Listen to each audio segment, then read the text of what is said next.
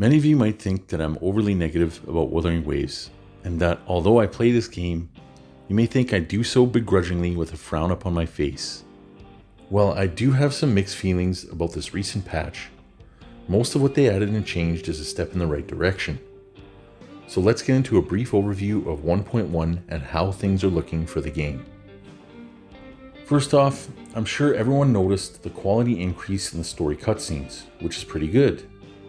I'm not sure how people feel about the obvious Paimon copycat creature. Personally, these types of characters don't bother me, and this one doesn't seem to have much dialogue outside of the first few cutscenes of this patch anyways. The animations in each cutscene have improved, and it looks much better to see characters have body language while the dialogue plays out. They finally are allowing us to get rid of useless blue and purple tuners, which I don't know why they even existed in the first place. They should have just made one generic tuner that can tune any level of echo, be it blue, purple, or gold. But at least now we can actually just convert them all to gold because Databank level 21 is a welcome change. Though it will take most new players a while to reach Union level 50 to be able to get a gold from every single echo they pick up, I think this change really helps the game. Even though I think echo farming is still too grindy, it was even worse when you could just randomly get a purple echo out of nowhere for all the work you did. But now that is not the case, so good on Kuro for making it so that purple echoes are a thing of the past. The echo food buff, however, is not that spectacular. With the echo pity already in place, it's not that very noticeable an increase. Food ingredients already cost a lot of credits, by the way. Not to mention it only lasts 30 minutes, and echo farming involves a lot of empty time running between different echo spawn locations, so a lot of this food time is wasted. I would have much preferred if the food was usable once per day and it worked on a limit cap of like 30 echoes per food use, and gave a significantly higher drop rate than just 50% of the 20% base. They've been giving us a steady income of free rolls, which is great. There's not much more to be said about this. But we'll see how this lasts when they release a patch that doesn't include a new region to farm extra astrite from. Speaking of, I do like the new Snowy Mountain region that is all about a dragon. I don't think we saw this one before, guys.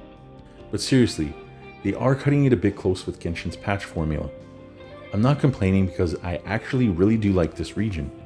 The red rock covered in snow has a really nice vibe to it. And I personally like going around and exploring areas in open world games. But yeah, this new area is decent. There is one thing I don't like about the new area though, and let me just show you.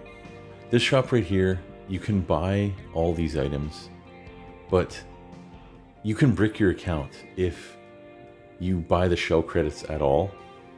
You can permanently be locked out of these items because I didn't know that they would add another shop. I thought the previous shop was the only one, so I just bought all the shell credits.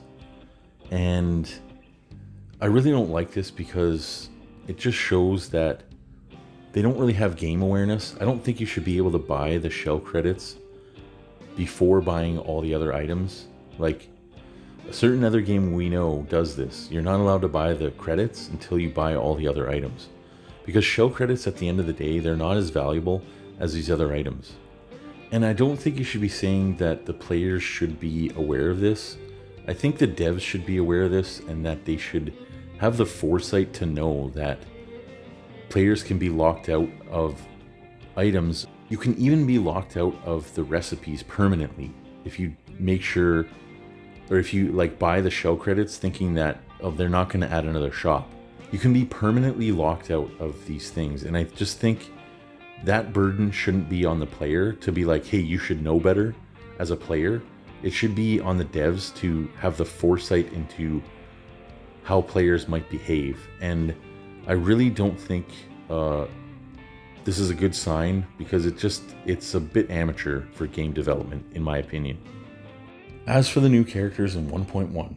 Okay, there we go. N4 into Ultimate into Dragon Puke New. Let's do it. 1, 2, 3, 4. Talk to this thing. Come on, come on, come on.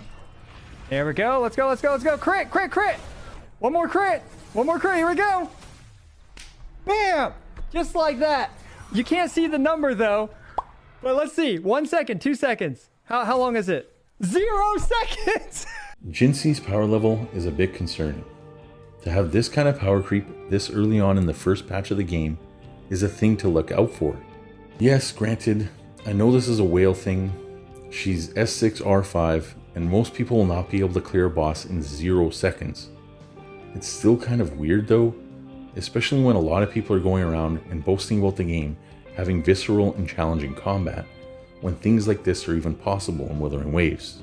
I think it's fine if you want to spend money on a character you like, but to me, it doesn't matter what game it is.